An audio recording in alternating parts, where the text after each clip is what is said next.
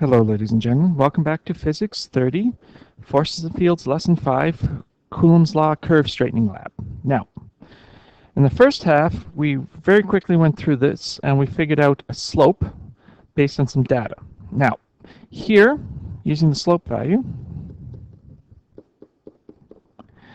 we have a straight line.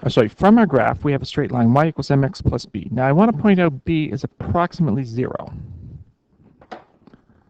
0.001978-ish. Close enough to 0 that I'm happy to call it 0. Now, I want to stress here, y is our force, which is our slope, times 1 over r squared. Okay? Now, I want to point out, as I mentioned earlier, that's k q1 q2 over r squared. So our slope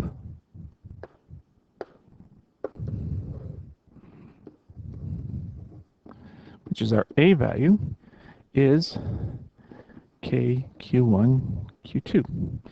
Now, our slope is 0.00793. Double check. 930. That equals our Coulomb's constant, 8.99 times 10 to the 9 Newton meters squared per Coulomb squared, times our two charges. Now, in here I said sphere A, the one sphere, is 3.08 times 10 to the minus 7 of a Coulomb. And we don't know the charge Q2.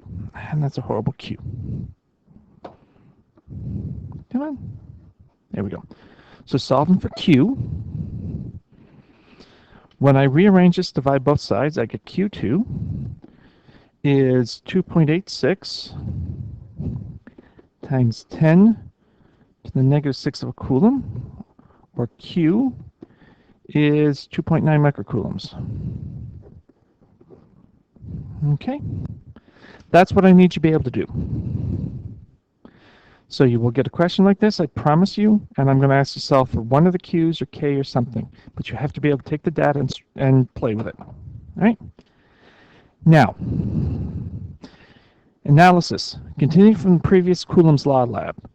In your Coulombs Law lab, the balloons, you just strung them up, you collected data for plotting a graph of force versus separation distance for the apparatus.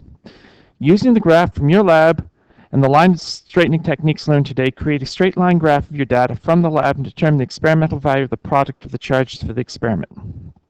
Now,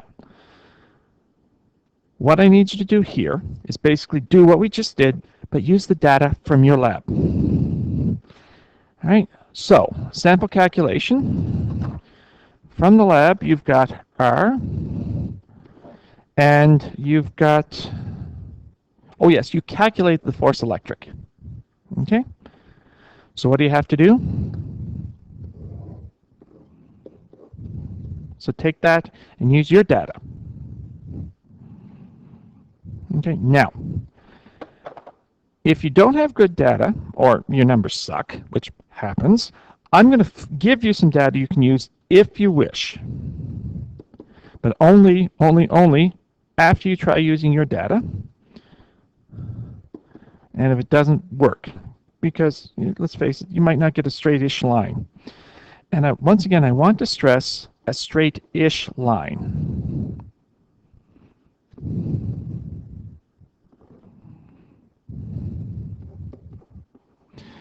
Because this is reality, and reality is never that nice and neat.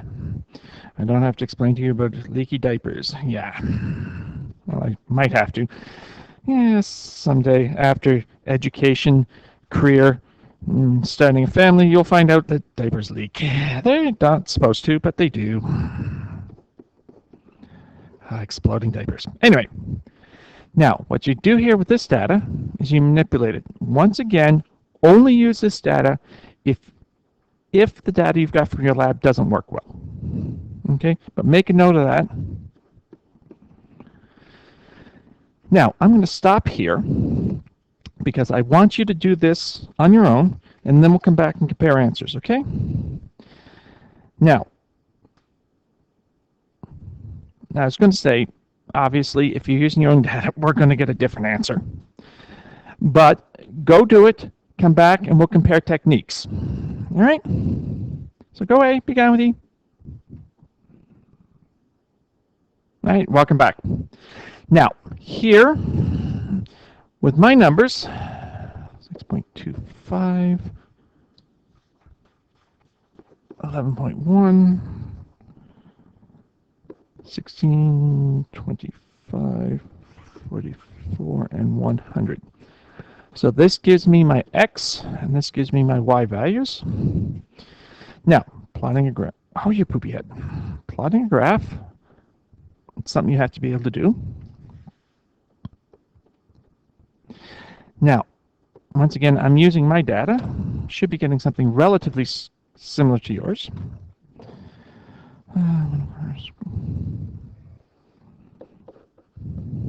So 10, 20, 30, 40, 50, 60, 70, 80, 90, 100. Why am I labeling every tick mark? I don't know. Shouldn't do that. I just talked to you about not having to label every tick mark because you can count. Whatever. All right, so my electric force goes up to 14. Okay, so 1, 2, 3, 4, 5, 6, 7, 8, 9, 10, 11, 12, 13, 14, 15, 16. All right. 2, 4, 6, 8, 10, 12, 14. So, plotting some points. 6.25 and 0.9, like that. 11.1 and 1.62, something like that. 16 and 2.35. No, 2.35 is less than halfway. Maybe about a third of the way. Come on. 25 and 3.6. 44 and 6.4. And 114.3. Now, something like that. Now, of course, the problem with something like this is you have one dot way out in the middle of nowhere. Do you use that? Do you count it or do you not? Well, it's not bad. Oh, you poopy head. What is your issue?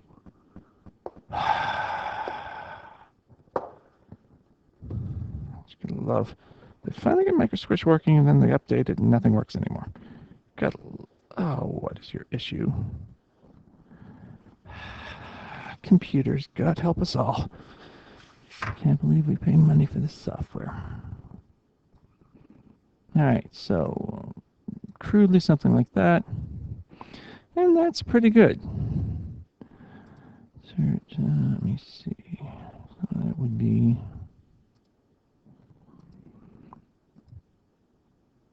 something like that. Yeah. Am I getting a perfectly straight line? No, but, well, from my crude graph, I'd say that's pretty good. Now,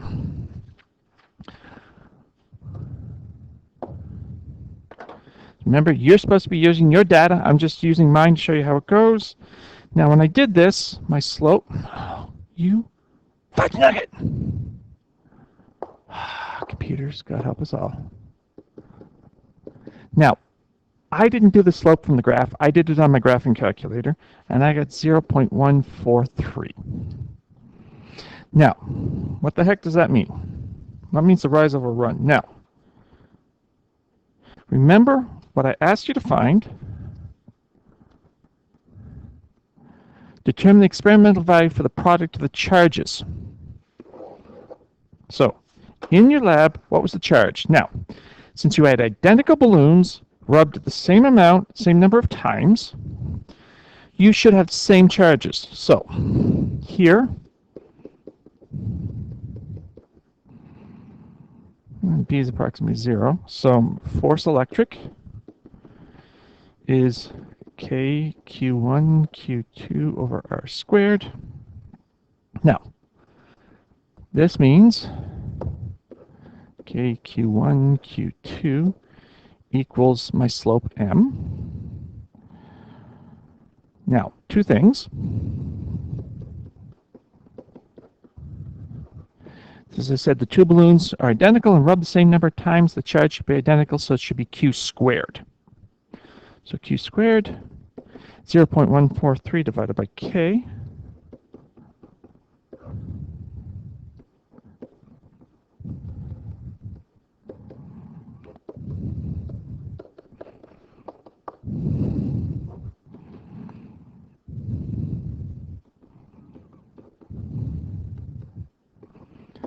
My balloons, I got 3.99 times 10 to the minus 6, which comes out to 4 microcoulombs. It's a little large, but quite reasonable. Now, that's the math I need you to be able to do for this lab. And that's the math I need you to be able to do for the homework. If you've got any questions, email me. Otherwise, good luck.